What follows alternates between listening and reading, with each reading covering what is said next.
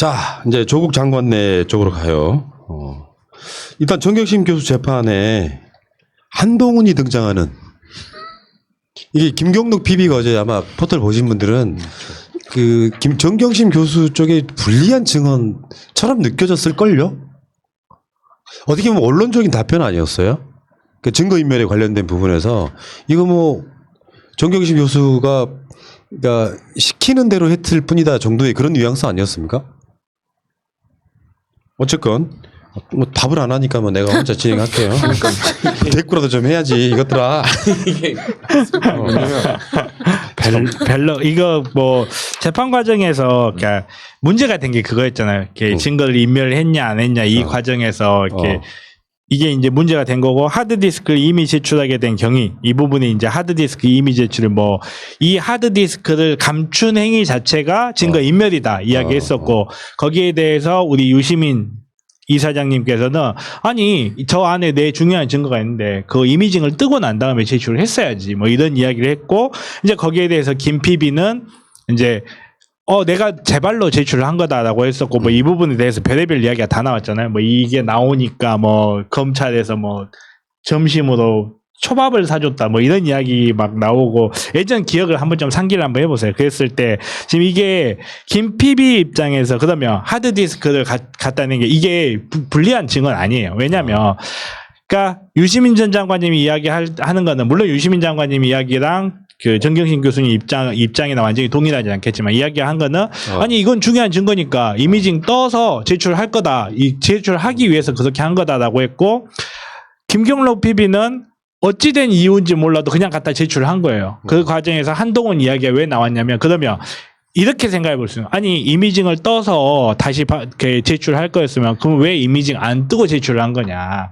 이미징 안 뜨고 김경록이 자발적으로 제출한 행위 자체가 증거를 은닉하기 위해서 감추고 있다가 검찰에 회유에 제출한 게 아니냐 이런 식으로 해석이 된 거였죠. 근데 그게 아니다. 그게 아니고 나는 검찰의 거의 협박에 가까운 강요 때문에 제출을 한 거다라는 게 되기 때문에 이거 자체가 정경심 교수님한테 불리한 증거라고 할 수가 없어요. 그러니까 봐봐요.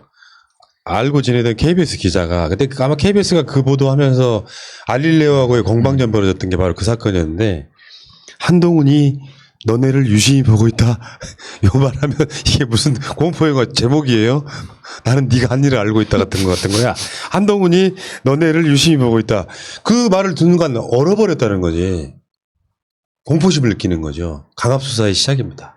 그러니까 저도 이걸 기사를 어저께 봤을 때 느낌이 뭐냐면 이 대검에서 이때 기자들하고 이야기할 때는 그냥 공공연히 정경심 교수나 조국을 우리가 깨부시겠다는 걸 말한 거예요. 어떻게 기자 친구가 말했을 때 이런 말이 나올 정도면 엄청나게 말을 하고 다녔고 소문을 내고 모든 언론에다가 우리는 문재인 정부와의 전쟁을 선포하고 무조건 잡아내겠다는 거를 선포했기 때문에 친구가 KBS 기자가 야 조심해야겠다 정도밖에 말할 수가 없는 거죠. 제가 볼 때는 더 심한 말을 한 것 같아. 그러니까 모든 연관 있는 사람들은 다 죽었다. 그러니까 우리가 동훈이 동재 제가 이야기할 때 동훈이 동재만 했겠냐 그럴 리가 없다. 그렇죠. 바퀴벌레 99마리 숨어있다.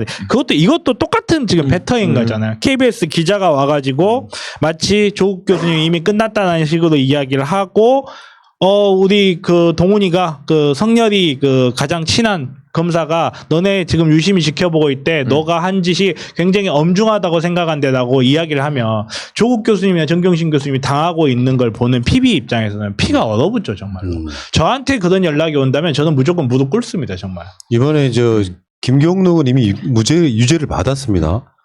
그러니까 이게 어떤 큰 틀에서 뭐 어떤 구조에 놓여 있냐면 검찰은 정경심 또는 조국 이 두 사람에 대한 유죄 입증을 해야 되는 상황이잖아요. 유죄 입증이 안 되고 미미하게 끝나면 얘들 좆되는 거예요, 진짜로. 윤석열의 책임부터 시작될 그렇죠. 거라고 생각이 드는데 문제는 입시 비리라고 불리는 표창장 조작이나 인턴 증명서 이런 부분은 내가 봤을 때 사실상 무죄가 날 거예요. 그리고 하나 더 있잖아. 사모펀드. 이것도 이미 그 조범동 재판에서 거의 무죄에 가까워졌단 말이에요. 그러면 검찰이 조국 장관이나 정경심 교수에다가 이렇게 죄목을 걸면서 그렇죠. 가장 중요하게 본 게 증거인멸이에요. 그러니까 증거인멸 교사 이런 쪽에는 유죄를 만들려고 하는 대표적인 건이 바로 이겁니다. 그러니까 어찌됐건 간에 당신은 컴퓨터 숨겼잖아. 지금도 그거 있지. 노트북 어디 갔어가 지금도 검찰이 지금 외치고 싶어 하는 것 중에 하나 아니에요? 노트북은 없었다. 노트북 가방에다 그냥 가방을처럼 사용했다지. 지금도 노트북이 있었는데 없었는지 모르잖아. 그러니까 김경록 PB가 유죄가 나온 것도 디테일이 또 약간 좀 다르더라고요. 또 보면 디테일이 좀 달라가지고 김경록 PB 재판 제가 판결문을 아직 입수를 못해서 읽어보지를 못했는데 그러니까 전문가들 쪽 말씀으로는 김경록 PB도 사실은 항소심에서 뒤집힐 가능성이 좀 높다라고 이야기해요. 왜냐하면 이게 범죄라는 거는 이렇게 예를 들어서 사람을 살인한 자는 징역 몇 년 이렇게 돼 있잖아요. 그래서 사람을 예를 들어 경찰이 범인을 죽였어. 그럼 왜 범인이 죄가 안 돼요? 사람을 죽였는데 그 이유가 법령에 따른 행동이기 때문이에요. 그런 것처럼 범죄 행위가 외견적으로 형성이 된다고 하더라도 이렇게 법령에 따른 행위라면 이렇게 무죄가 죄가 아닌 게 되거든요. 마찬가지로 김경록 PB 같은 경우도 지금 이제 결국 1심에서 유죄 판결이 났지만 증거 은닉으로 아니 인멸로 해서 유죄 판결이 났지만 그게 법령에 따른 행위였다라는 좀 이렇게 근거들이 있다는 거죠. 그래서 김경록 PB 같은 경우에도 마찬가지로 사실 항소심에서 유죄 어려울 가능성이 높습니다. 그러면 김경록 PB가 증거 그 인멸로 유죄가 나왔다 해서 정경심 교수님 유죄가 나오는 구조도 아니에요, 사실은. 근데 김경록 PB가 만약에 예를 들어서 항소심을 뒤집혀 버린다. 그러면 정경심 교수님 쪽은 완전히 가능성이 없죠. 네. 그래서 이게 약간 좀 이렇게 판결문이 지금 비공개가 돼 있어가지고 제가 아직 읽어보지는 못했는데 언론 보도된 내용을 종합해서 봤을 때 일치되는 것도 아니고 그리고 김경록 PB도 바뀔 가능성이 상당히 높습니다. 지금. 네. 그러니까 지금 재판을 보고 있으면은 검찰이 똥줄타게 생겼어요. 그러면서 이번에 그 표창장 유죄 관련해 가지고 동양대 PC 포렌식한 내용 여기도 보면은 또 언론들이 그 짓거리 하고 있잖아요. 뭐 검찰은 이렇게 검찰이 주장에 힘을 실으면서 뭐 표창장 어쩌고저쩌고 하지만 어제 재판에서 보니까 표창장 위조 입증 못한 그러니까 표창장 위조했다는 것 자체를 입증 못한다는 건 상식적으로 그 정경심 교수 변호인들이 다 따박따박 반박을 했더만요. IP부터 시작해가지고. 재밌는 게 검찰이 사설 IP 주소를 공소사실 근거로 삼고 다음에 검찰이 맥 주소 그러니까 그 맥 컴퓨터에는 개인용 컴퓨터에 고유 식별 번호가 있는데 이 맥 주소를 공소사실 근거로 삼았다 이런 부분들이 다 사실은 이 사람들이 전혀 전문성이 없다는 이게 지금 이 PC 포렌식했던 대검 직원 검찰 직원이 오히려 너무 컴퓨터를 모르는 게 아니냐. 그거 아니에요, 솔직히? 아니 모르는 거죠. 이게 맥이라고 해서 맥킨토시가 아니라요. 그게 그 컴퓨터마다의 모든 그 와이파이나 그런 거에 대해서 맥이 주소가 있어요. 한 대밖에 없거든요. 모든 컴퓨터가 있는데 그런 것도 있고. 그러니까 이게 좀 전문 용어를 써가지고 판사를 기만하는 거고 국민이 모를 거라고 생각하는 거죠. 그러니까 너무 국민의 수준을 낮춰보는 거고 초등학생도 알 수 있는 수준을 교묘하게 말을 써가지고 그 유죄를 했다는 걸로 계속 몰아가는 거예요. 그냥 우기는 거예요, 우기는 거. 그러니까 사실 새날에서 이렇게 간단하게 풀어서 말하면 뭐냐면 새날에서 쓰는 그 프린터 아마 IP가 192.168.0.1일 거예요. 우리 집에서 쓰는 컴퓨터 프린터 IP도 192.168.0.1일 거예요. 근데 거기서 계속 그 IP가 발생이 돼요. 왜냐하면 공유기가 그거를 자동으로 자기가 할당하려고 하는 건데, 근데 그걸 가져와 가지고 방배동에서 작업이 이루어진 거다라고 검찰에서 이야기를 했다는 그러니까 거고. 그 컴퓨터에서 동양대에서 작업한 게 아니라 그 컴퓨터를 집에 가져와서 했다라는 증거로 그 지금 IP 주소를 드린 거죠. 그렇죠. 그렇게 드림인 건데 말도 안 되는 소리죠. 모든 컴퓨터의 프린터 업자들이 다 그렇게 해요. 안 바꿔줘요. 그러니까 그냥. 지금 인터넷 공유기 2대를 구입해서 서울과 경기도에서 서로 각각 써도 IP 주소가 같습니다. 이게 증거가 될 수 없다는 거지 일단 쉽게 표현해서.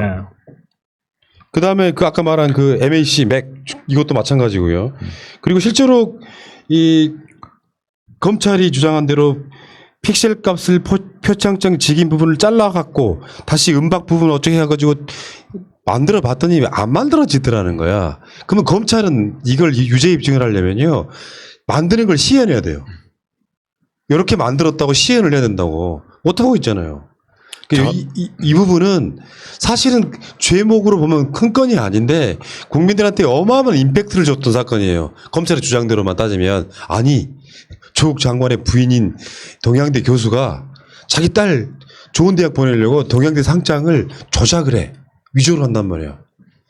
이렇게 해서 범국민적인 감정을 조국 장관의 부부에게 어마어마하게 나쁘게 때려박았던 사건인데 검찰이 이거 만들어야 된다고 생각해. 보여줘야 된다고 생각해. 이게 왜 이렇게 나오냐면요. 그러니까 아무튼 간에 언론에 나왔어. 방배동에 이 컴퓨터에서 작업을 했다 나왔어. 근데 컴퓨터를 뒤져봤더니 실제로 이 컴퓨터가 방배동에 있었다는 증거 아무것도 없는 거야. 아무것도 없으니까 아무것도 없는데 기존의 주장을 바꿀 수는 없잖아요. 그러다 보니까 어떻게든 억지로 끼워 맞춰야 되는 거예요. 어떻게든 억지로 끼워 맞추다 보니까 컴퓨터 그 대검 포렌식 부서 담당자들이 바보들입니까? IP에 대해서 우리보다 모를 리가 없고 맥에 대해서 우리보다 모를 리가 없어요. 근데 이 컴퓨터가 방배동에 있었다는 거 어떻게든 입증을 해야 되다 보니까 그냥 이렇게 가장 자기네들이 가지고 있는 것 중에 가장 센 걸 갖다 붙인 게 요 정도 수준이라는 거예요. 정말 갖다 댈 게 없으니까 야 요거라도 한번 주장해 볼까? IP가 이렇게 돼 있었고 이때 당시 IP 주소를 보니까 방배동이다 하더라 하면 예를 들어서 192.168.0.1 요거 가지고 IP 그 KT 추적하는 데서 치면 뭐 하나 나오거든요. 그러면 그거 이제 갖고 온 거지. 근데 변호인이 봤을 때는 야 이건 사설 IP 번호잖아. 그걸 가지고 왜 공용 IP로 해가지고 하느냐 하는 거고 가지고 맥 어드레스. 맥 어드레스 가지고 이렇게 하는 것도 맥 어드레스가 뒤에 어드레스니까 주소인 줄 알았나 봐. 근데 아무튼 간에 말도 안 되는 건데 정말 억지로 갖다가 맞추고 있는 거거든요. 예. 이게 왜 중요하냐면 그만큼 증거가 없다는 거예요. 예. 그래서 재판장이 검찰 측에 다음에 직접 보여줘라고 이야기를 했어요. 상장 한번 만들어봐. 가능한지 한번 보자. 아마 이게 재밌을 것 같아요. 그러니까 미리 준비를 해보고 나올 거 아니야. 그게 가능한 사람을 데려다가 해보고 나올 텐데 아마 이거 시연하기는 굉장히 힘들 거라고 일단 보고요. 이제 남아있는 쟁점이 뭐냐면 표창장 파일이 왜 그 PC에 있는지 이거를 해명하라 이거예요. 이것만 해소가 되면 정경심 교수의 표창장 위조권은 완벽하게 클리어된다고 보는데 지금 정경심 교수 측 변호인은 그 PC에 왜 그 파일이 있었는지를 이제 설명하는 과정에 이런 부분이 있었나 봐요. 그 파일을 갖고 조교가 어떤 다른 작업을 위해서 한 게 아니냐 이렇게 이야기를 하고 있는 것 같은데 우리는 예를 들면 뭐 총장 직인 또는 뭐 전에 정경심 교수 아들이 받았다고 하는 표창장 이걸 잘라서 붙였다 이런 이야기를 하고 있는 건데 다시 한번 말씀드릴게요. 범행에는 그러니까 디테일이 함정에 빠지면 했네 했어 볼 수도 있지만 가장 중요한 게 큰 틀에서는요.